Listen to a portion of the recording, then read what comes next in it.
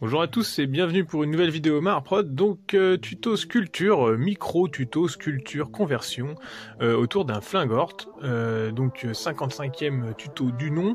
L'idée ça va être de kitbacher, alors je ne sais pas si ça se dit en français, mais d'assembler des kits plastiques standard pour en faire un gros flingue pour plutôt un big boss, hein, vu la taille du truc.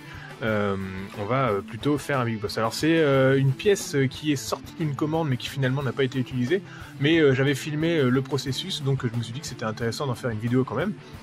C'est filmé en accéléré, donc vous aurez le processus et vous pourrez juste écouter ma voix parce que c'est vrai que ça va un petit peu vite.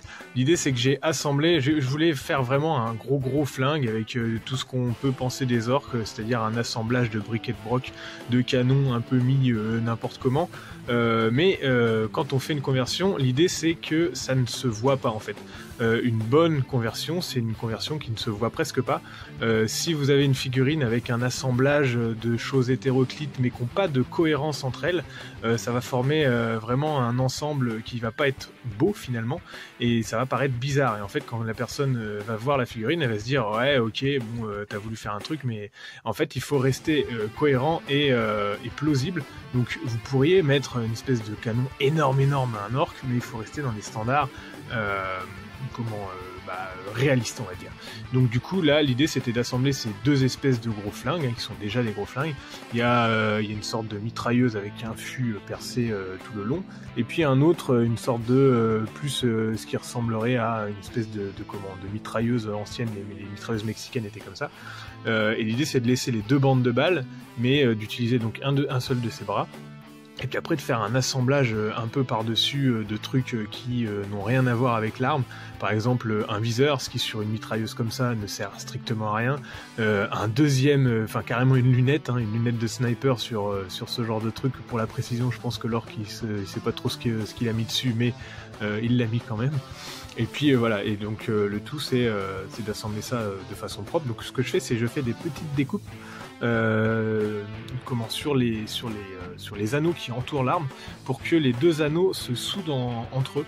Je me contente pas de coller les deux canons ensemble, je fais en sorte que ça fait comme si le canon existait déjà comme ça.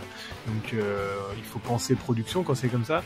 Si vous aviez deux fûts comme ça à coller l'un contre l'autre, vous feriez des petits anneaux pour les coller ensemble et puis ensuite de la soudure. Là c'est ce que j'essaie de faire. J'ai à décaler aussi bien sûr le canon, donc le manche de l'arme je veux dire. Et du coup en fait la crosse va être un tout petit peu décalée comme si c'était un petit peu une crosse pliante.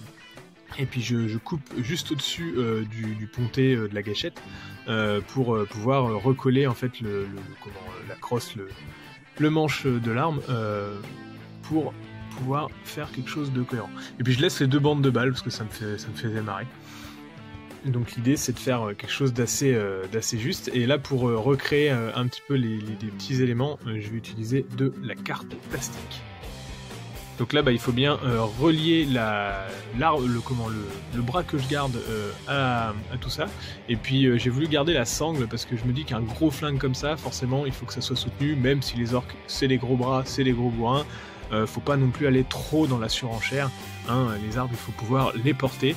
Et donc du coup là vous imaginez bien que deux grosses mitrailleuses portées comme ça, je pense que même l'orc avec toute la volonté qu'il a, il faut que ça reste plausible. Et puis je le voyais bien en fait avoir l'arme vraiment levée vers le ciel, et puis une autre position pour l'autre bras. Donc du coup la bandoulière fonctionnait bien. Donc c'est pas grave, ça me fera un gros flingue dans ma boîte à radio. Peut-être que j'en ferai une conversion avec lors d'un des lives. Il faudra suivre ça.